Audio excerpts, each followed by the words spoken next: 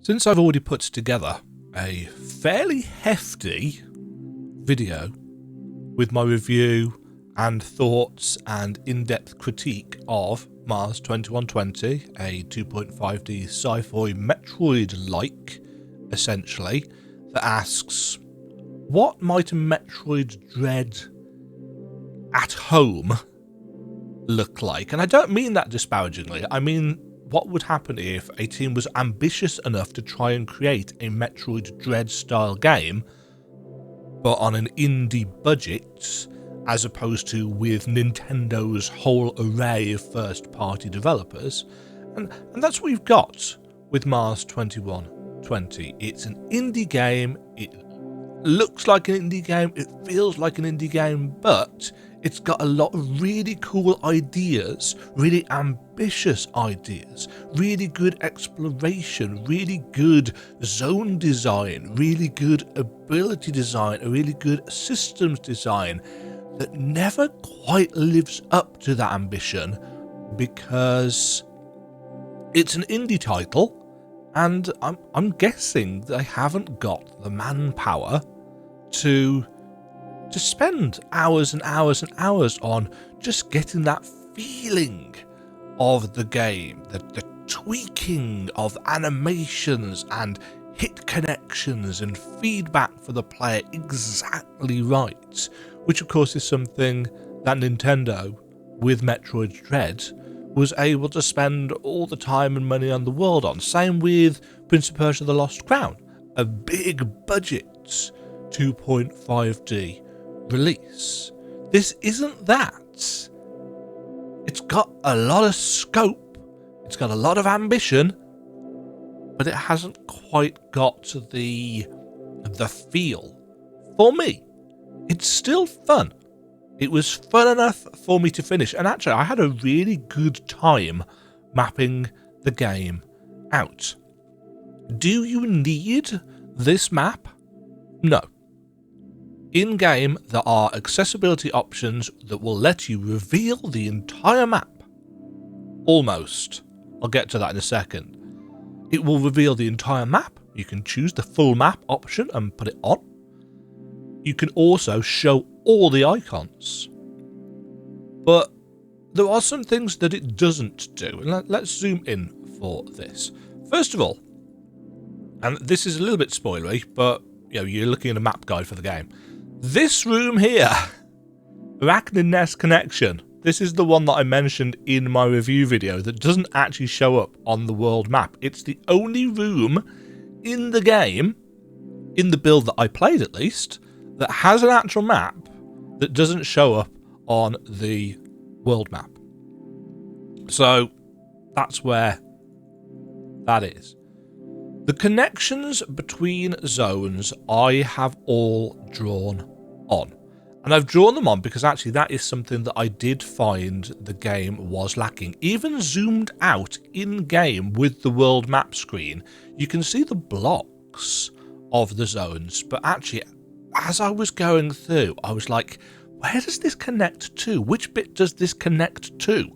And that's why I have drawn them all out like this. So you can see how Surface West and Surface East, as I mentioned in my review video, Surface West is not really, I mean, in the actual game map, Surface West is kind of over here, but I wanted to link it up more thoroughly. The other thing that the game doesn't do, it puts on all of these icons, but you'll notice that the only things that have got unique icons, weirdly, I don't actually know why they've done this. The one traversal power, which is kind of the vertical dash uppercut thing where you can zip along wires, that's the only one. Oh, and the freezing ice pillars. Those are the only two things that have got actual unique icons. Everything else has just got a little padlock of the correct colour for the elemental core, but they don't have unique icons. Now, I could have probably spent a good chunk of time creating unique icons for this. I didn't, because as I said, the fact that you can see all of these icons in game kind of implies that realistically, people aren't going to need a map guide for this because you can just turn the icons on for yourself. So I haven't gone through, but I have written over every single little padlock thing. What power do I need to get through there? One thing that I did do, and again, I probably shouldn't have done this, is I've replaced all of the trap stuff with the appropriate hazard. So we've got water-filled stuff. Anything that actually falls to your death, I've got marked. But also, all of the little upgrade blueprints that you can find. Originally, they've all got one generic icon on this, but I've been through and I've added unique icons from the game files to those, just to show how they look differently and so on and so forth. All the doors are marked on here. Tram stations are marked on here. Bosses are marked on here. Save points are marked on here.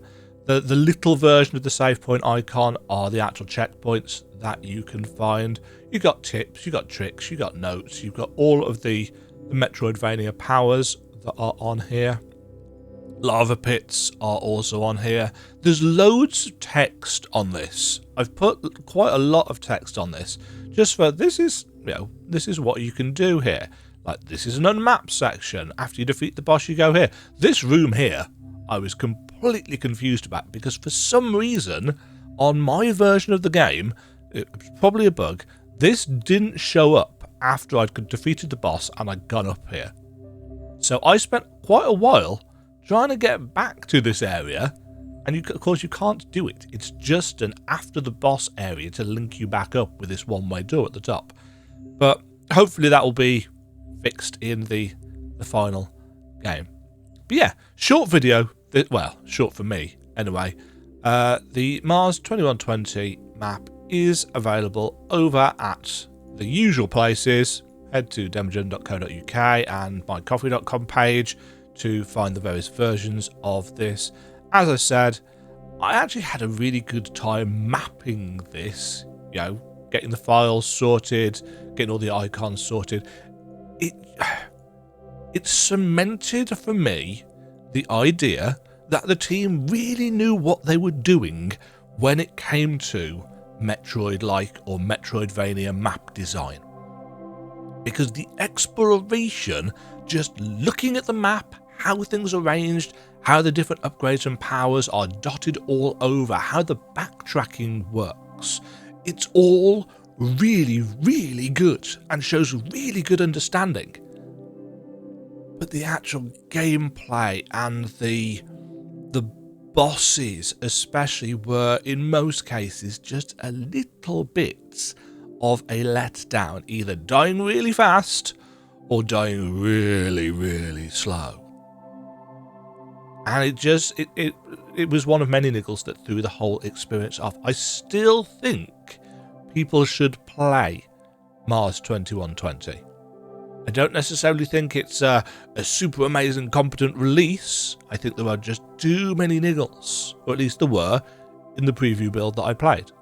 But I still recommend it. I think it is a very playable game for I can't even remember how long it took me, 10 plus hours, something like that, to get through it.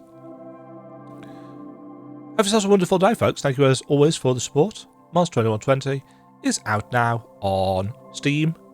Don't know whether it's on other things. Could well be. That's my map for it. Enjoy. Cheerio. Thank you very much for watching. If you enjoyed the video, why not click the like button and consider subscribing. Remember, you can ring the bell notification icon to get notified when new videos go live. And until next time, cheerio.